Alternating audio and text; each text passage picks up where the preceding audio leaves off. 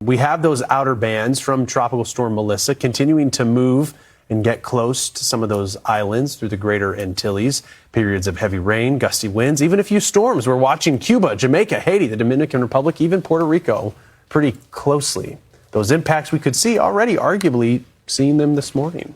Yeah, we do want to take it into Puerto Rico right now. That's where we find WAPA TV, WAPA Chief Meteorologist Ada Monzón joining us. Ada, thank you for joining us here on Weather Command. I mean, for Puerto Rico, not in the forecast cone, right? And overall, confidence in the forecast for Melissa, it is low. But there is the chance that Puerto Rico could see, let's see, I think the NHC is saying 2 to 4 inches now through Saturday. But this morning, it did look like maybe some of the moisture was already filtering in. That's true. Thank you for having me. Let me tell you, as of this morning, we've had many showers in the area, no lightning, but in the past few days, we've had between 15 to 20 miles an hour, gusts up to 37 miles an hour. And the rain is going to continue on and off occasionally. And those are related to the extensive wind field and also the humidity field that is coming with Tropical Storm Melissa. I think I'm more concerned right now about the situation in the Western Caribbean for Haiti, Jamaica, and also Eastern Cuba, because there the risk is not only meteorological, but it's also humanitarian. And as you know, these countries have a very deep social and economic vulnerabilities, and with a tropical storm or a hurricane, and now a forecast for a major hurricane near Jamaica, that can turn into a very dangerous situation for thousands of people. It's a valid point, Ada. Actually, our hurricane specialist brought that up yesterday as well, talking about those vulnerabilities that we see, notably in Haiti, where the government has already issued a hurricane watch that's in effect. And it's possible we won't feel those hurricane conditions for maybe the next 72 hours or so. And generally speaking, we get a hurricane watch within 48 hours of those impacts being felt. But getting the word out is so important. Ada, when you're watching this system like Melissa and it's moving at 2 miles an hour, what is going through your head, especially when you look at the forecast for Puerto Rico? This weather is just going to be so slow to change. All the while, Melissa is strengthening, becoming possibly a hurricane.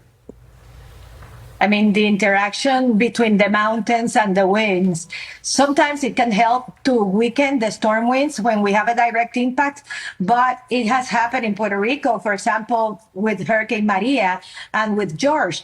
But in this case, I think the most important interaction is how the moist wind flow is going to be forced up because of the mountainous regions, both in Jamaica, in Haiti, and the Dominican Republic, and that amplifies the amount of rainfall dramatically and produce torrential rain.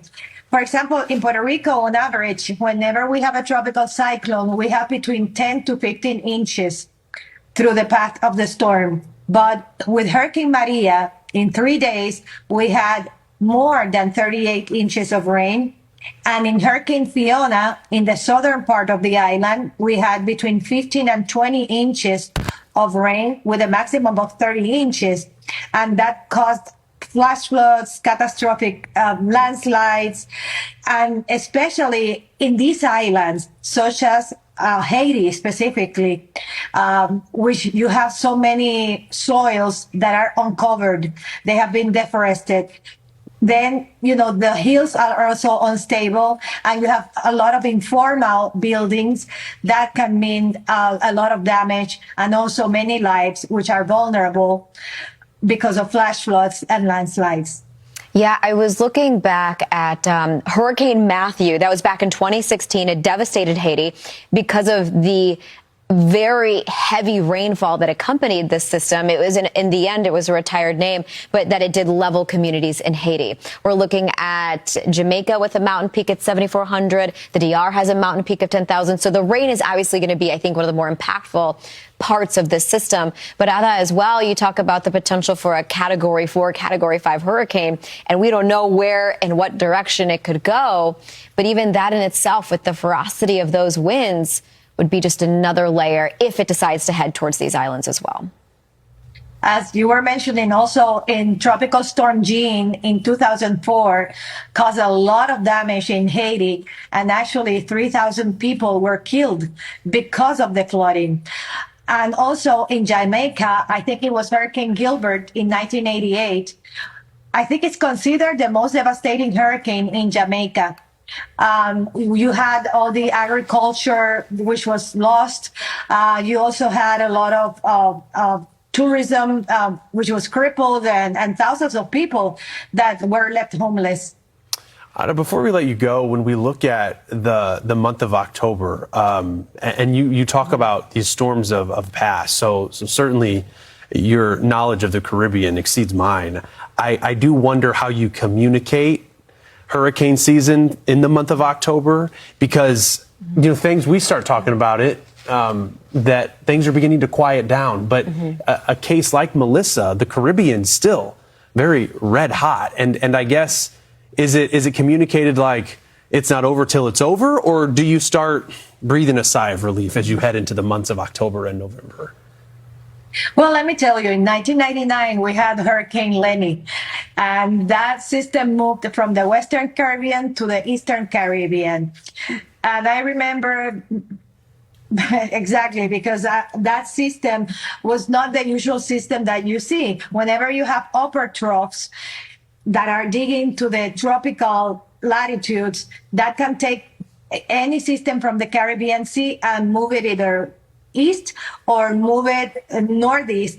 And that's what concerns me, especially with that upper trough pattern. If it actually is going to take and bring Melissa from the very warm waters in the Western Caribbean up into Jamaica, up into the Eastern Cuba, and what is going to happen then?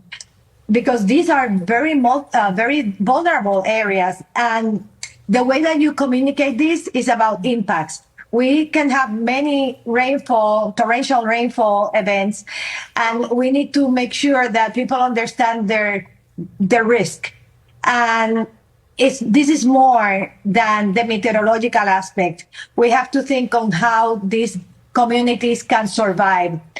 And not many communities have the resources to adapt or to respond properly. So that's what I'm really concerned, making sure that it's not only the wind or the rain, but it's the deep social vulnerability of our communities that have a very important role in all of this. We saw that post-Matthew was illness overspread Haiti, and deaths were attributed because of just the destruction left behind.